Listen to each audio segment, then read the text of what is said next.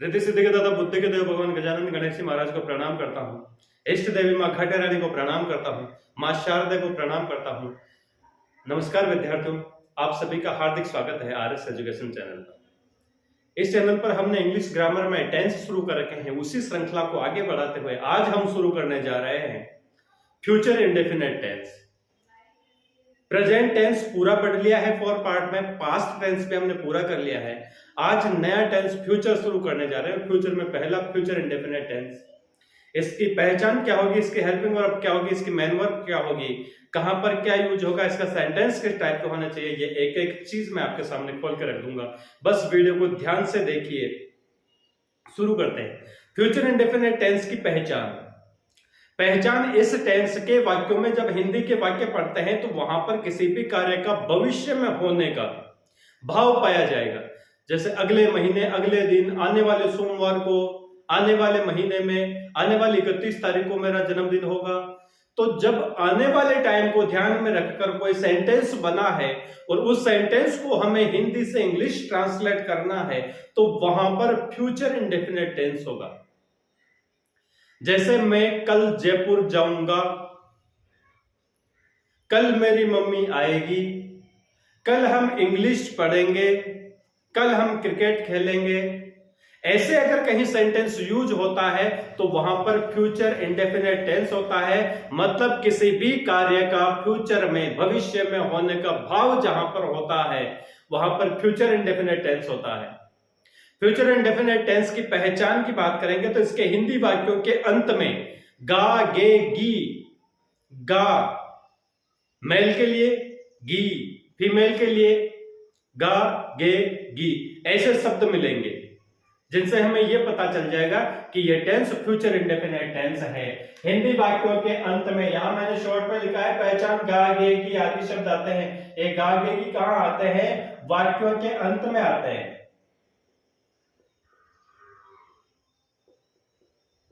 हिंदी वाक्य का जो अंत होता है, लास्ट होता है उसमें, जैसे मैं कल जयपुर जाऊंगा, लास्ट में गा आ गया, मतलब फ्यूचर इंडेफिनिट टेंस का सेंटेंस है। तो वहां पर, और अगर आप इंग्लिश सेंटेंस में सर्च करेंगे तो हमेशा ध्यान रखें next day, tomorrow, next month, next week, next year, next Monday, next Sunday, ऐसे सेंटेंस आपको मिल जाएंगे। वहां पर फ्यूचर इंडेफिनिट टेंस होगा। क्लियर? नेक्स्ट चलते, ये पहचान हो गई कौन से वाक्य होंगे जब ये टेंस मिलेगा, ये पहचान क्लियर होगी। उसके बाद में एक चीज और ध्यान में रखनी है, इस सेंटेंस, ये टेंस ज्यादातर वहां यूज होता है क्योंकि हम कंपटीशन एग्जाम की तैयारी कर रहे हैं, सीधा सीधा नहीं उठा के दे देगा। तो ये कंडीशनल सेंटेंस होते हैं। कंडीशनल सेंटेंस मतलब शर्तिया वाक्य। अगर तुम पढ़ते, अगर तुम पढ़ोगे तो जरूर पास होगे, अगर तुम पढ़ाई करते तो पास हो जाते। ऐसे जो शर्त या कंडीशनल सेंटेंस होते हैं वहां पर जो शर्त पूरी होने की संभावना होती है, अगर तुम पढ़ते तो पास हो जाते, जहां शर्त पूरी होने की संभावना होती है वो सेंटेंस फ्यूचर इंडेफिनिट में बनता है। वहां पर helping verb, main verb future indefinite tense की लगती है। जैसे हम बोलते हैं if you read, if you work hard you will get success. अगर तुम कठिन मेहनत करते तो तुम सफलता प्राप्त करते। अगर हम स्टेशन जल्दी पहुंच जाते तो हमें गाड़ी मिल जाती। मतलब फ्यूचर का काम हो गया, हम पहुंचे नहीं इस वजह से नहीं हुआ। तो ऐसे कंडीशनल सेंटेंस जहां पर होते हैं जिसमें जो शर्त पूरी होने वाला सेंटेंस होता है वो फ्यूचर इंडेफिनिट सेंटेंस की हेल्पिंग वर्ब और वर्ब के अकॉर्डिंग इंग्लिश में ट्रांसलेट होगा। Is that clear? Yes. Next, इसकी हेल्पिंग वर्ब फ्यूचर में पूरे में हेल्पिंग वर्ब में तो विल, शैल और विल ही आती है।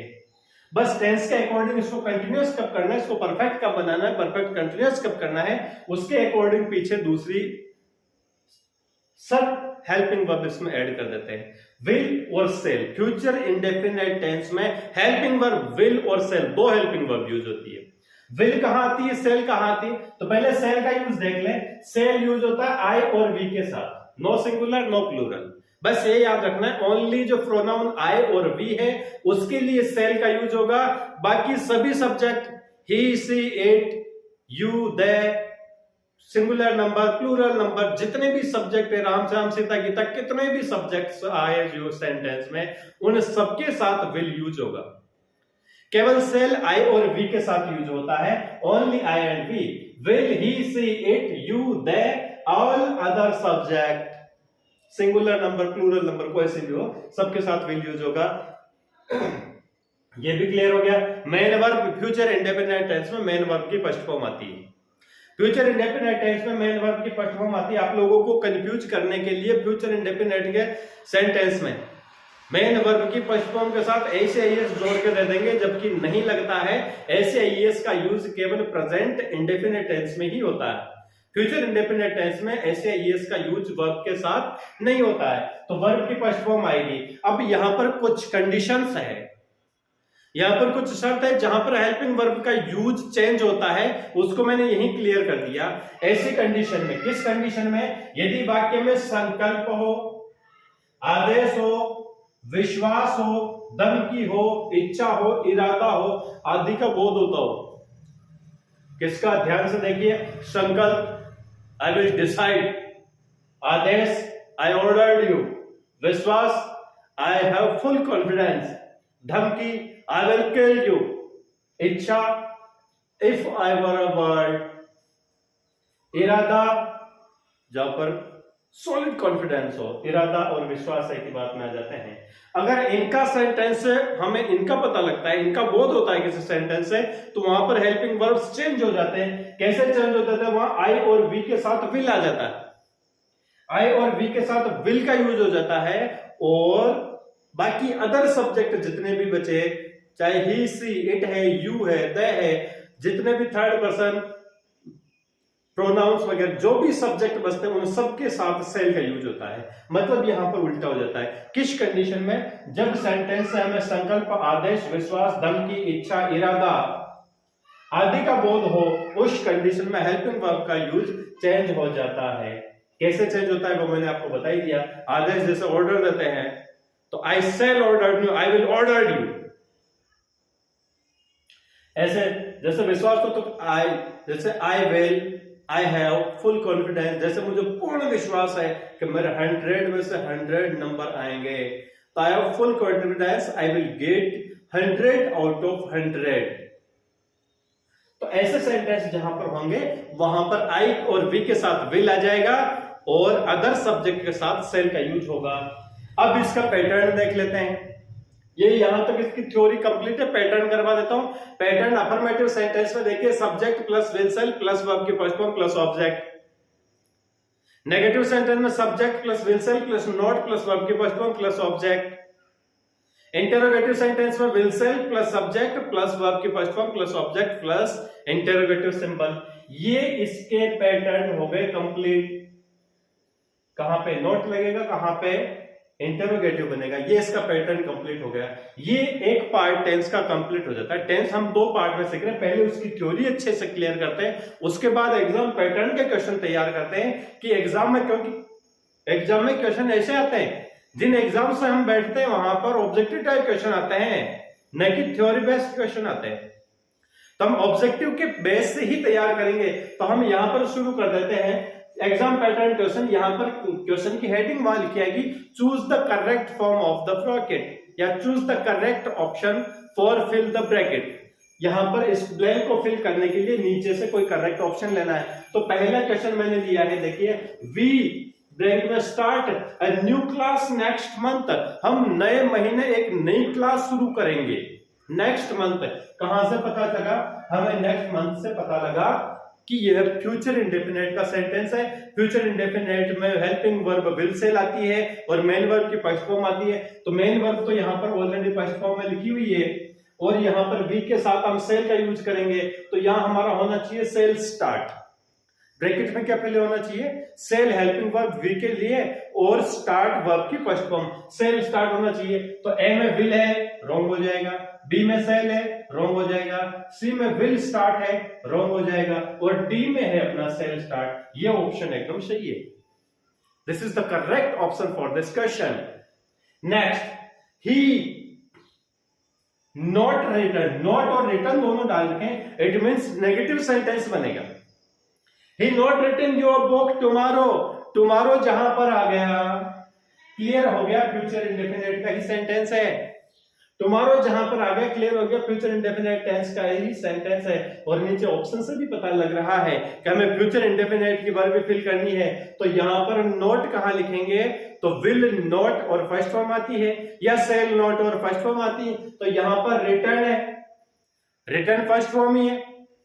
तो हमारा ऑप्शन ही के according will helping verb, will not return, will not return, first form of helping verb के बीच में लगाते हैं नॉट, तो विल नॉट रिटर्न, ये हमारा ऑप्शन हो जाएगा।